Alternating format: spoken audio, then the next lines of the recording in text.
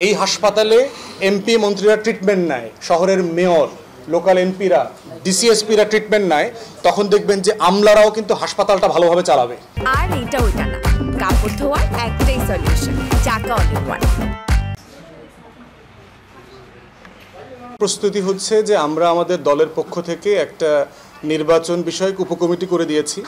তারা যেখানে যেখানে আমাদের সংগঠন আছে এবং প্রার্থী দেওয়ার মতো অবস্থা আছে সেখানে দলের ভিতরে ওপেন সার্কুলার করে দেওয়া হয়েছে কারা কারা নির্বাচন করতে চান। এই উপকমিটি এখন প্রার্থী আবেদন সংগ্রহ করছে, যাচাই বাছাই করবে। আমরা ধারণা করছি যদি একা নির্বাচন করতে হয় মিনিমাম 35 থেকে 50 জন ক্যান্ডিডেটকে আমরা ফিল করব, কারণ আমার দলের যে সাইজ সক্ষমতা এটা বিবেচনাতে আর কি। আর দ্বিতীয়ত হচ্ছে জোটের রাজনীতিটা এখনও শুরু হয় নাই। একটা জোট অলরেডি আছে, বিএনপি এবং যুগপথ, এবং তারা ঘোষণা করেছে ক্ষমতায় যাবার পরে তারা হচ্ছে জাতীয় ঐক্যমতের সরকার করবে। ইন প্রিন্সিপাল আমরা এখনও এই ধরনের সরকারে যোগ দেওয়ার পক্ষে না, কারণ আমরা বোধ করছি যে বিএনপি ক্ষমতায় যাবার পর তার বিরোধী দল কে হবে, তাকে সংসদে জবাবদিহিতা কে করবে। 270-80 সিট সবাই মিলে যদি আপনার একটা সরকারি দল হয়ে যায়, এই দল সাধারণত দুনিয়ার ইতিহাস বলে তারা ডিজাস্টার করে, তারা অথরিটেরিয়ান হয়ে যায়, তারা দলেরও ক্ষতি করে, দেশেরও ক্ষতি করে। তাই আমরা বোধ করছি যে বাংলাদেশের আগামী রাজনীতিতে একটা সিরিয়াস ক্রেডিবল অপোজিশন দরকার, এবং সেটা বিএনপির পক্ষ হয়ে না, বরং হচ্ছে আমরা বোধ করি যে আমাদের ঐক্যমতের জায়গাটা হচ্ছে জাতীয় স্বার্থ। ফ্যাসিবাদ বিরোধী আন্দোলনের সব জায়গাতে আমরা একসাথে আছি, কিন্তু সংসদে ক্রেডিবল অপোজিশন না থাকলে সংসদ ফাংশনাল হবে না। বাট স্টিল জোটের রাজনীতিটা এখনও শুরু হয় নাই, এটা হয়তো আপনার নভেম্বর ডিসেম্বরে আরেকটু ম্যাচিওর হবে, তখন আরও স্পেসিফিকলি আপনাকে বলতে পারবো। মামলা আছে বলে আমি জানি না। একটা বিষয় হচ্ছে যে আওয়ামী রেজিমের প্রেসিডেন্ট হিসাবে তার বৈধতার প্রশ্ন এর আগে আমরা তুলেছি যে একটা অবৈধ সংসদ বৈধ প্রেসিডেন্টের জন্ম দিতে পারে কিনা, এটা একটা পলিটিক্যাল কোশ্চেন। কিন্তু যেই লোকের বিরুদ্ধে মামলা নাই তার সংবিধানে রাইট বলে দেওয়া আছে যে এই জমিনে, এই ভূমিতে তিনি বের হয়ে যেতে পারবেন স্বাধীন মতো, আবার ঢুকতে পারবেন, এইটাকে কোনো বাধা দেওয়া যাবে না। দ্বিতীয় কথা হচ্ছে ইন প্রিন্সিপাল আমি রাজনৈতিক নেতাকর্মী, প্রজাতন্ত্রের কর্মচারীদের বিদেশে চিকিৎসা নেওয়ার বিপক্ষে।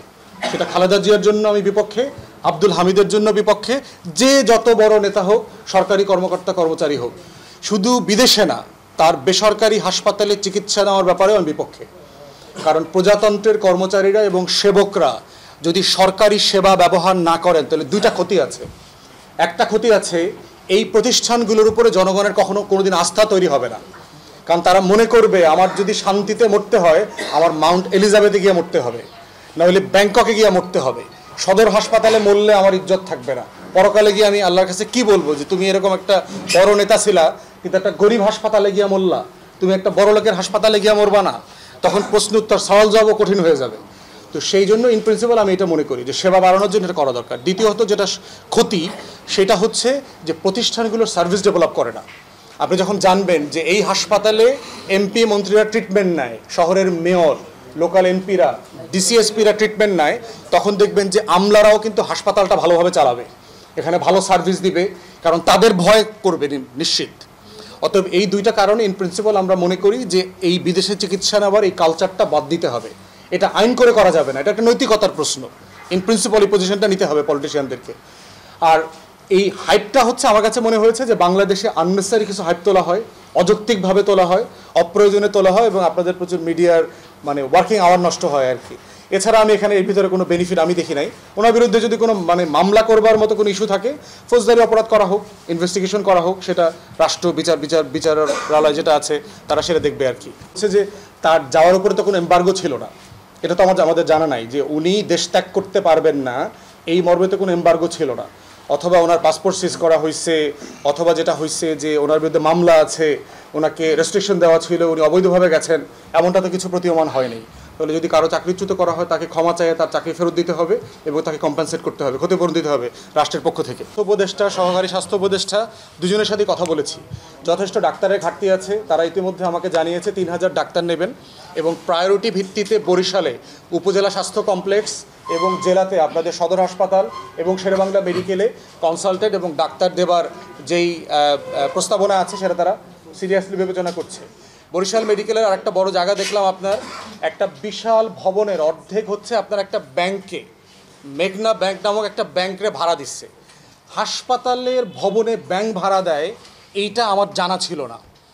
হাসপাতাল করা হয় ওয়ার্ক করার জন্য, কেবিন করার জন্য, রুগীদের ট্রিটমেন্ট করার জন্য, এবং সেটা দিয়েছে নামমাত্র মূল্যে। কারণ এখানে হাসপাতালের যিনি সাবেক পরিচালক ছিলেন আর মেঘনা ব্যাংকে চাকরি দেওয়ার একটা বিশাল লেনদেন হয়েছে এখানে। অতএব আমরা অন্তর্বর্তীকালীন সরকারকে বলছি, স্বাস্থ্য উপদেষ্টাকে বলছি, মেঘনা ব্যাংক এখান থেকে ইমিডিয়েটলি নোটিশ দিয়ে সরাই দেবেন। এখানে ক্যাবিনেট হইতে হবে, ওয়ার্ড হইতে হবে। রুগীরা হাজার হাজার রুগীরা এখানে সেবা পায় না, রাস্তায় শুয়ে থাকে, তারপরে ফ্লোরে শুয়ে থাকে, টয়লেটের সামনে শুয়ে থাকে। সেখানে আপনি মেঘনা একটা কর্পোরেট কোম্পানিকে মাত্র নামমাত্র মূল্যে ভাড়া দিয়েছেন। যে ভাড়াটা হওয়া দরকার 2 লক্ষ টাকা, সেটা 20,000 টাকা ভাড়া দিয়েছে। অতএব আমরা সিরিয়াসলি দাবি করছি এটা করতে হবে, এবং স্বাস্থ্য উপদেষ্টাকে আমি নিজে গিয়েও এই কথাটা এখন বলবো যে আপনারা এটা সিরিয়াসলি দেখবেন এবং এখানে স্বাস্থ্য সেবাটাকে কীভাবে প্রায়োরিটাইজ করা যায় সেটা করতে হবে।